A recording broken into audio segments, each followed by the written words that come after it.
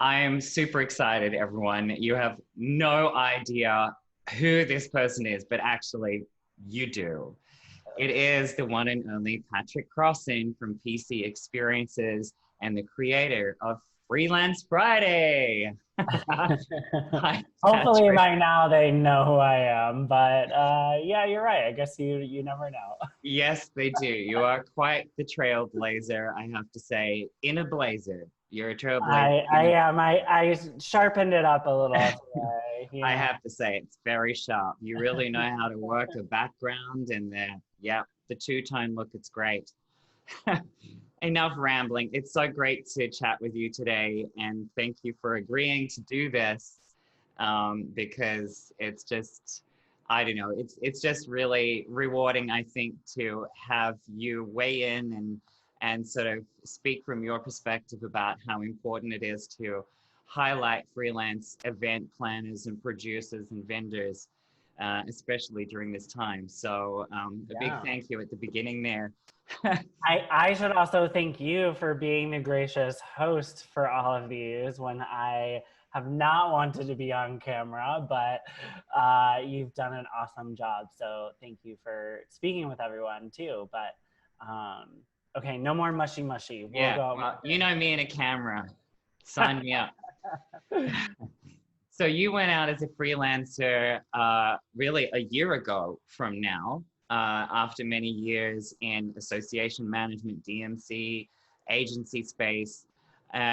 So how many years were you doing that for before you made this jump?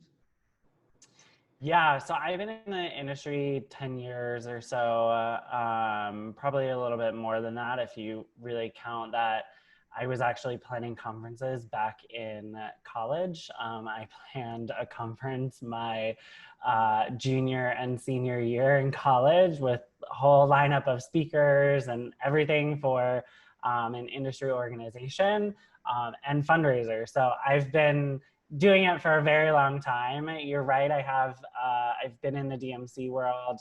I started off in associations. So I worked in two different associations, one in DC and then one here in Chicago. Um, and then I went into the agency side of things right after that for 4.5 years through an agency here in Chicago. And yeah, last year celebrated, or well, I guess this year I'm celebrating my 1 year anniversary of going off my own and becoming a freelancer, but also owner of a collective agency of other freelancers. So I kind of split my model between going after my own business and then also freelancing for a select few agencies and corporations that I work directly with. Right. So what I was interested in from that little piece there was the split between working, you know, as your own sort of freelance agent, but also a collective agency. So tell me a bit about what this means. Yeah, so I actually got the model from my friend and mentor, dear friend of mine, Noelle. She was actually our Very fun. Yeah. very first episode of Freelance Friday. And really the concept is kind of very similar to an art collective, right? You have a whole bunch of artists who are a part of this collective and contributing. And so it's very much the same model where we select, the right appropriate people for a project that comes in for client work. So say we get a 3-day sales conference for a large corporation and we're doing everything from registration to housing to evening events to general session. You have a lot of players that need to be in that game. And so what we do is we go out and select the right freelancers to work on that project with us, all under my umbrella. So it would be PC Events and Experiences who would be owning and managing the overall project. But I would be pulling in, a freelance graphic designer to work on all the graphics for the conference. I'd be pulling in a general session producer. pulling in all of the right right freelancers to plug into the project. And then I just, as the kind of collective owner, manage it from a client perspective. So they still feel like we're showing up as a full-blown agency, even though some of our folks are, other freelancers. So how does that work for the client? Because from some companies, they have their own, event group or event department, and then you've got other clients that work with agencies and have like a full, squadron of people. So what makes it more attractive, or what are some benefits from, reaching out to you as a resource? Yeah, absolutely. So I think from the very beginning, there's no difference in the overall appearance to the end client.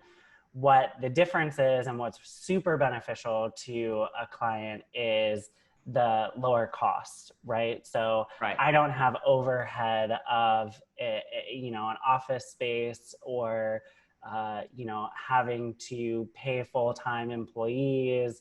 I don't have all the administrative costs that kind of come with a full-scale agency. So it's great for us because I can then offer all of those really unique talents of those individuals at a fraction of the cost to the client. So what they really feel and see is in their bottom line, which is what they want to protect, right? It's what they want to get out of, any sort of experience, is an exceptional event at a fraction of the cost of what they would be charged if they went to a full service agency. So it's really in the behind the scenes management of everything that they get the true benefit out of it.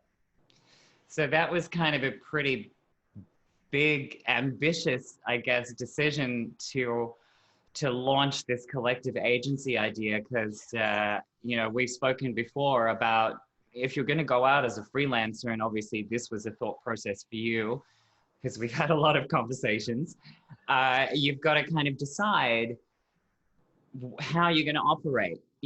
Are you going to just work independently as a resource? Are you going to work with a team of people? So how do people kind of, work that out? What's your advice, I think, to somebody that's about to start out? Yeah, it's a tough question for sure. And I think everyone's journey is really their own. So I know a lot of freelancers who do just want to plug in here and there. They just want to work for other agencies. They don't want to deal with the business development things. They don't want to deal with going after their own clients. So you do really, I think, when you are going freelance, and I talk to a lot of people about this, because when I went freelance, everyone was like, oh my God, it must be such a great experience. You're on your own. You get to do whatever you want. You have a freer schedule. And I was like, that's not how this works. Right? So everyone's journey is definitely different. And I think what I tell people the majority of the time is like, figure out what works for you, right? If you don't want to be going after your own clients, totally fine. Go to the agencies, tell them your skill sets, tell them how you can partner with them, and work that way, right? I was very conscious of, I have always wanted to have my own company. My aunt was kind of my role model growing up. She had her own events company. And so I always heard her stories, right? And I was always very excited to hear about what she was doing in the business. So I always knew deep down, I think, that I really wanted to have this business. I had no idea it was going to happen at the time that it did happen. I'm grateful for it now, but it is a lot of work. It's tons of business development. It is tons of administrative work, right? I have to think of not only the clients that I'm going after, but there's tons of follow-up, there's tons of deck development, there is tons of research behind it. I still have to figure out who are the right vendors for every, you know, client that we go after. For me in the collective model, I also have to do a ton of research and networking with other freelancers. I have to know what their skills are, what they're good at. So I know when I'm plugging them into a project that it actually fits for them, right? Yeah. If I need a food and beverage producer, I know who I can go to for food and beverage. We had one of them on Freelance Friday. That's And right. so it is a lot of work, and you know, I still get questions of like, it must be so great being on your own, but I tell you what, I work more now, I think, than I ever have. I hope the It agency's not never listening to stops, that. They'll be right? thinking, what? He was just freeloading while he was with us. He's working now.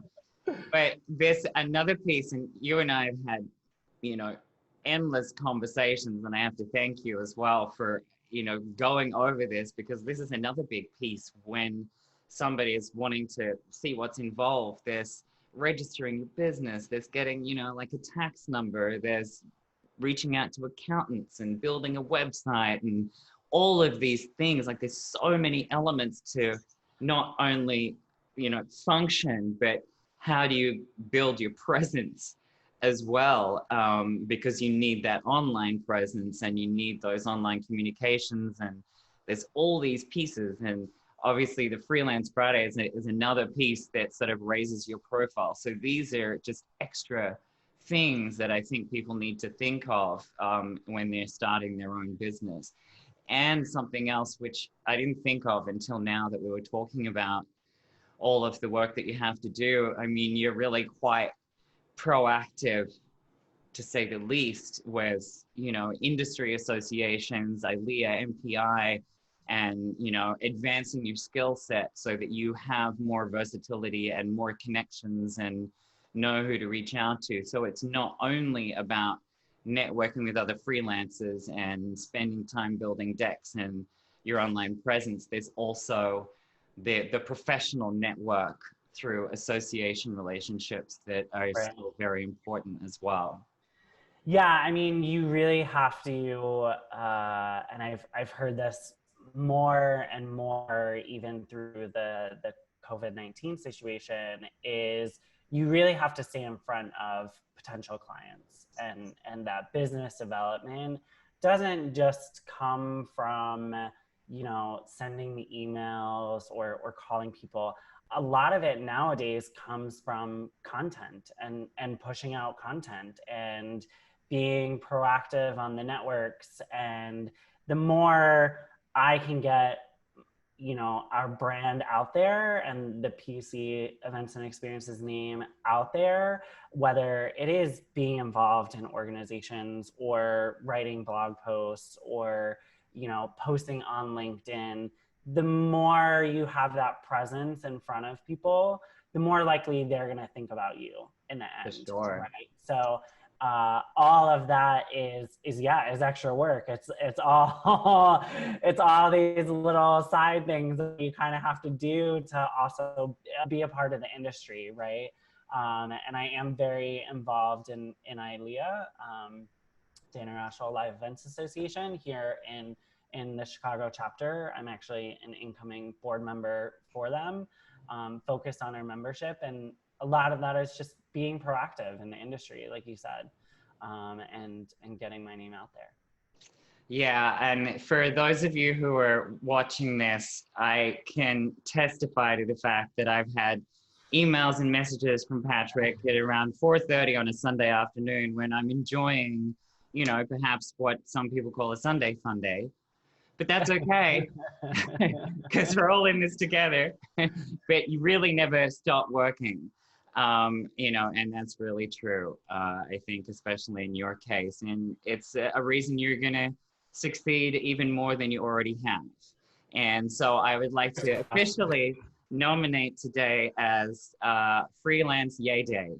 I like it. I like it. But as the creator of Freelance Friday, this is kind of like a big thing. Why was this something you wanted to do? What was so important about this for you to bring to professionals and the business corporate world? It's a great question. I've actually not had anyone ask me that yet, which is very surprising. A lot of people, thankfully, have been enjoying the episodes, and it's been great to see the feedback. I get emails every week as, you know, these episodes go out. But the creative behind it actually happened on a run. I've found that I am most creative and thinking the most when I am out on a morning run. So that's where it came from. If I ever tell you I'm going for a run, I'm thinking. But it was really important, I think, to me, and why I wanted to start this was I started seeing a lot of these webcasts or these webinars or these podcasts with the, you know, big industry icons, right? So the David Adlers of the world and the CEOs of PCMA, of MPI, you know, all out there and all wanting, you know, their knowledge to be shared with the world and the industry. And what I realized is when I'm really looking for ideas, I don't go to those people, right? They're great in their own right, and they have done amazing things, and they are icons of the industry. But when I'm really looking for a new idea, I go to my friends. You know, I go to the freelancers that I've worked with. I go to the people that are, you know, in my realm and kind of dealing with the same challenges that I'm dealing with. And so for me, I realized those are the voices I wanted to hear. And if I want to hear them, I'm sure other people want to hear them too. And we also touch so many different aspects of the industry, right? So as freelancers, we plug into corporations, we plug into agencies, we plug into nonprofits. So we're touching events that are in all different segments of the industry, and we're constantly surrounded by all of these really creative ideas, and we internalize a lot of that, right? So I may learn something from a conference that I worked on in Las Vegas that was a 15,000 person event. I managed a mobile app from it. I might learn something really cool from that I could take to a nonprofit that I'm working on an event for in October or November, right? So like we have all of these really unique sides of the industry, and I realized that no one was talking about that, and no one was letting those voices be heard.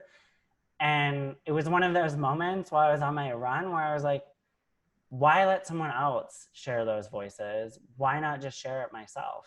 And so I connected with you, and I said this was, you know, my idea and what we wanted to do, and you loved it, and you became my host.